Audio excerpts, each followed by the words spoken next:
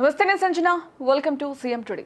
నిన్న జనసేన పార్టీ ఆవిర్భావం దినోత్సవ సందర్భంగా ఆ పార్టీ అధినేత డిప్యూటీ సీఎం పవన్ కళ్యాణ్ అలాగే నాగబాబు చేసిన కామెంట్స్ సభలో సందర్భంగా కొన్ని కామెంట్స్ చేశారు. ఆ కామెంట్స్ అయితే సామాజిక మాధ్యమాల్లో కావచ్చు, సోషల్ మీడియాలో కూడా తెగ వైరల్ అవుతున్నాయి. సో ఇదే అంశానికి సంబంధించి మనతో మాట్లాడడానికి ప్రముఖ అనలిస్ట్ కమ్ జర్నలిస్ట్ డివిఎస్ గారు మనతో పాటు ఉన్నారు. సో వారితో మాట్లాడి మరిన్ని విషయాలు తెలుసుకునే ప్రయత్నం చేద్దాం. నమస్తే సార్. నమస్తే. సో ప్రధానంగా మనం నిన్న ఆవిర్భావం దినోత్సవం సందర్భంగా కొన్ని కామెంట్స్ చేశారు. సో ఆ కామెంట్స్ అయితే తీవ్ర దుమారాన్ని రేపుతున్నాయి. సో ప్రధానంగా వాటి గురించి అందరూ చర్చించుకుంటున్నారు ఆ సభకు సంబంధించి. సో దీనికి సంబంధించి అసలు మీరు ఏమంటారా? కామెంట్స్ అసలు కరెక్ట్ అంటారా? తీవ్ర దుమారాన్ని ఆ కామెంట్స్ రేపుతున్నాయా లేదు రేపుతున్నారా? ఆ కామెంట్స్ని అడ్డం పెట్టుకుని కొంతమంది తీవ్ర దుమారాన్ని రేపుతున్నారు. ఎందుకంటే ఎక్కడ వీళ్ళు దొరుకుతారా అని పొంచి ఉన్నారు. దొరికారు, వెంటనే కమ్మేస్తున్నారు అన్నమాట.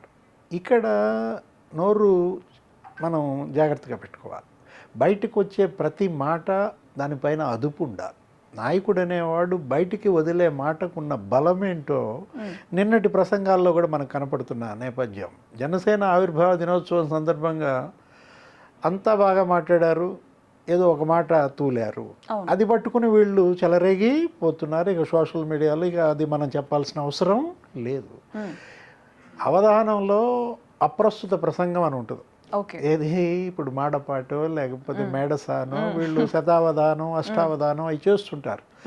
దాంట్లో అదొక శీర్షిక అప్రస్తుత ప్రసంగం. అంటే అసందర్భంగా ఏదో ఒకటి మాట్లాడాలి, దానికి వాళ్ళు సమాధానం చెప్పాలా. నిన్న ఆవిర్భావ దినోత్సవంలో అప్రస్తుత ప్రసంగమా? అదే మనకు అనిపిస్తుంది. అసందర్భంగా మాటలు.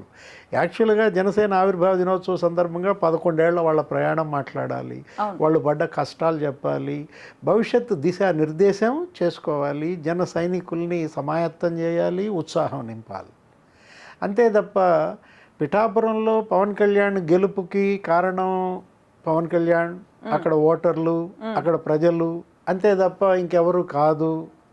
ఎవరన్నా మేమే కారణం అనుకుంటే అది వాళ్ళ కర్మ అనే ప్రధానంగా నాగబాబు ఆ మాట అన్నారు. సో ఇది కొంతమంది ఏం చేస్తున్నారంటే దీన్ని వర్మని టార్గెట్ చేసి వర్మ బదులు కర్మ అని చెప్పేసి రైమింగ్ తో వదిలారని చెప్పేసి అంటున్నారు. అంటే అది ఉద్దేశపూర్వకంగా కావాలని అన్నారా, లేదు అన్యాపదేశంగా వచ్చేసిందా అనేది కనుక చూస్తే అక్కడ అది అవసరం లేని సన్నివేశం, సందర్భం. ఇప్పుడు పవన్ కళ్యాణ్ గెలుపే అంత కష్టమైందా? ఎందుకంటే గతంలో పవన్ కళ్యాణ్ జనసేన పార్టీ తరఫున 138 స్థానాల్లో పోటీ చేశాడు, 126 స్థానాల్లో డిపాజిట్ పోయింది. ఎక్కడ 138 స్థానాలు, 126 స్థానాల్లో ఆయన డిపాజిట్, ఆయన పోటీ చేసిన 2 స్థానాల్లో ఓడిపోయాడు. అలాంటాడు గెలిచేసరికి వచ్చిన మాటలా? నాగబాబు మాటలను ఎలా చూడాలి?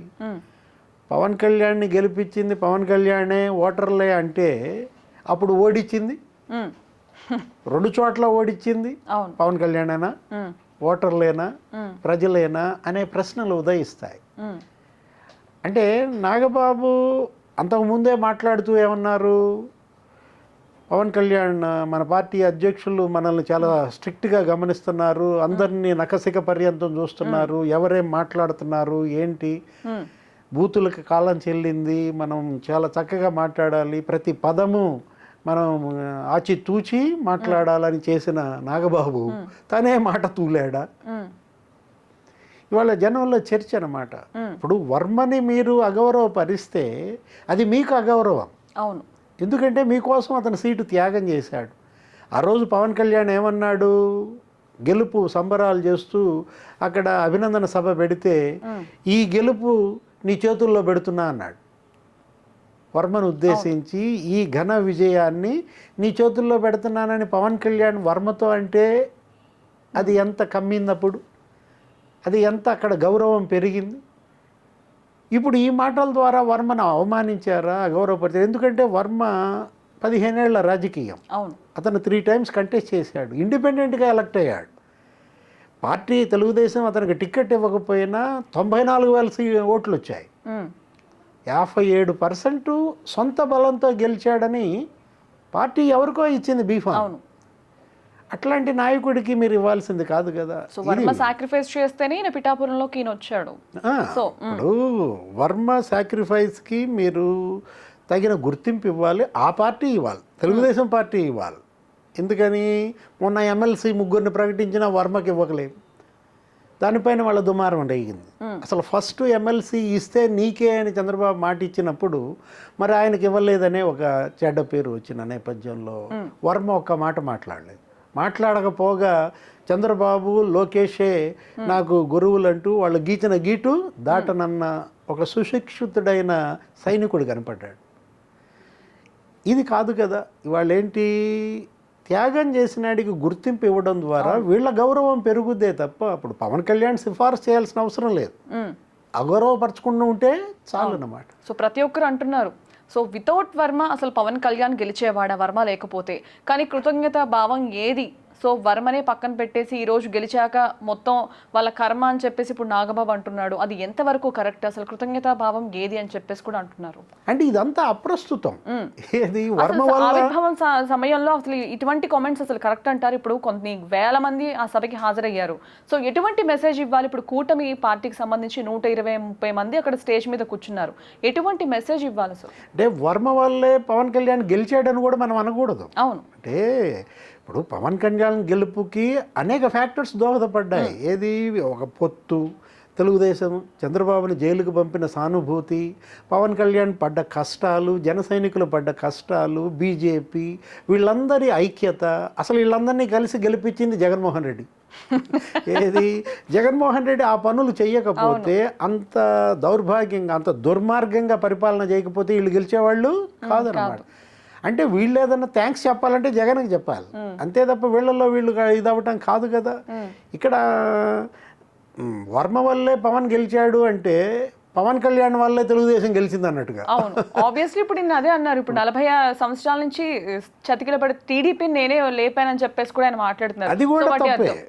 ఆ రోజు పవన్ కళ్యాణ్ నిన్న చేసిన ప్రసంగంలో ఆ ఒక్క మాట కూడా జనానికి అంత రుచించకపోవటము, ఈ రకమైనటువంటి ప్రచారానికి అవకాశం కల్పించటము. తెలుగుదేశం 42 ఏళ్ల చరిత్ర ఉన్నటువంటి పార్టీని నేనే లేపానంటే కొంతమంది ఏమంటారు, అసలు చంద్రబాబు జైలుకి వెళ్ళిన సానుభూతి వల్ల పవన్ కళ్యాణ్కి యాడ్ అయింది. ఇదంతా అప్రస్తుతమైన ప్రసంగాలు. ఇప్పుడు ఇది కాదు మీకు ప్రజలు కోరుకున్నది వీళ్ళ నుంచి కూడా. ఏది, పవన్ కళ్యాణ్ వల్ల తెలుగుదేశం గెలిచిందా, తెలుగుదేశం వల్ల వర్మ వల్ల పవన్ కళ్యాణ్ గెలిచాడా, వీటిపైన కాదు చర్చ. మిమ్మల్ని ప్రజలు గెలిపించారు, వాళ్ళు అడిగిన హామీలు వీళ్ళు నెరవేర్చాలా, వాళ్ళ యొక్క ఆకాంక్షలను వీళ్ళు మరి నెరవేర్చాలా. అది వదిలేసి ఇప్పుడు నిన్న పవన్ కళ్యాణ్ చేసిన ప్రసంగంలో కూడా కూటమి ప్రభుత్వంలో ఆయన ఈ 9 నెలల అచీవ్మెంట్స్, తను పంచాయతీరాజ్ శాఖ మంత్రిగా సాధించిన విజయాలు, వేసిన రోడ్లు, కట్టిన భవనాలు, లేదా గోకులాలు, అంగన్వాడీలు, ఆయన చేసిన అభివృద్ధి పనులు ఉన్నాయి.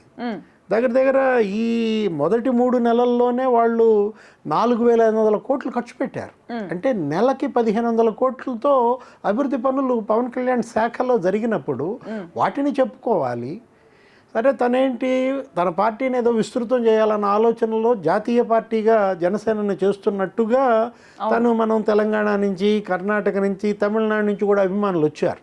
వాళ్ళను ఉద్దేశించి అటు తమిళంలో ప్రసంగించాడు, ఇటు కన్నడంలో, లేకపోతే హిందీలో, ఇంగ్లీష్లో, రకరకాలుగా ఆయన చేసిన ప్రసంగాలు ఆయన పార్టీ ఇప్పుడు జాతీయ పార్టీగా విస్తృతం అవుతోంది.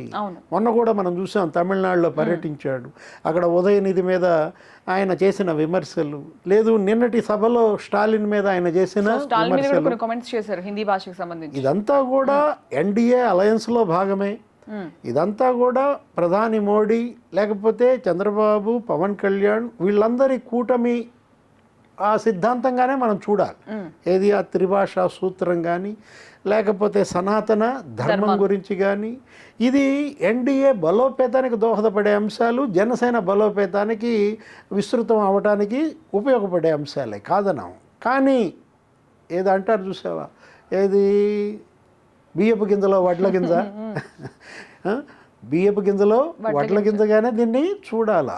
ఏముంది, తీసి పక్కన పెట్టాలి ఆ ఒక పదం, ఆ ఒక వాక్యం, మిగతాదే చూడాలి తప్ప మరి కోడిగుడ్డు మీద ఈకలు కూడా పీకకూడదు అన్నమాట. సో మొత్తం మీద ఈ అంశాన్ని ఏ విధంగా తీసుకోవచ్చు అంటారు? ఈ సభలో ఈ కామెంట్స్ అయితే ప్రస్తుతం అయితే ఇదే చర్చనీయాంశంగా మారాయి. ఎక్కడ చూసినా కూడా వీటి మీద కామెంట్స్. సో అండ్ ఇంకోటి వైసీపీ కూడా ఈ కామెంట్స్ని హైలైట్ చేస్తూ కూడా అంబటి కావచ్చు, బండ్ల గణేష్ కావచ్చు, అందరూ కూడా ట్వీట్స్ చేస్తున్నారు. సో టార్గెటింగ్గా అనమాట. సో పవన్ కావచ్చు, నాగబాబు కావచ్చు, ఇలా కామెంట్స్ చేయడానికి ఏ విధంగా అవుతుందంటారు? మీట్లు ఏం పెట్టలేదా? ఇంకా లేదు, కామెంట్స్ ట్వీట్స్ చేస్తున్నారు. అంటే వాళ్ళకి అవకాశం కల్పించినట్లయింది. వీళ్ళు దీనివల్ల భవిష్యత్తులో ఇలాంటివి కూడా రాకుండా కొన్ని జాగ్రత్తలు తీసుకోవాల్సిన అవసరం కూటమి పార్టీల పైన ఉంది. అటు తెలుగుదేశం అయినా, ఇటు జనసేన అయినా, బీజేపీ అయినా. తెలుగుదేశం, బీజేపీ అవి 4 దశాబ్దాల పార్టీలు కాబట్టి వాటికి అనుభవం ఉంది. అక్కడ నాయకులు కూడా చాలా ఎలా మాట్లాడాలి ఏంటి ఆచితూచి మాట్లాడే పరిస్థితి. జనసేన ఏంటి కొంచెం ఉద్రిక్తంగా ఈ మధ్య వచ్చిన దాంట్లో, అంటే ఇప్పుడే ఒక పుష్కరమే వాళ్ళు గడిపారు. జస్ట్ 2 ఎన్నికలే జరిగాయి. ఒక ఎన్నికలో దెబ్బతిన్నారు, ఇప్పుడు ఈ ఎన్నికలో అద్భుత విజయం సాధించారు. ఇది వాపు కాదు, ఇది బలుపు అని వాళ్ళు రుజువు చేసుకోవాలి, మరింత బలపడాలి. లేకపోతే జగన్మోహన్ రెడ్డి పరిస్థితే. జగన్మోహన్ రెడ్డికి ఏమైంది? 151 సీట్లు వాచింది. 67 నుంచి వాచితే నీకెంత అయింది? 151 అయింది.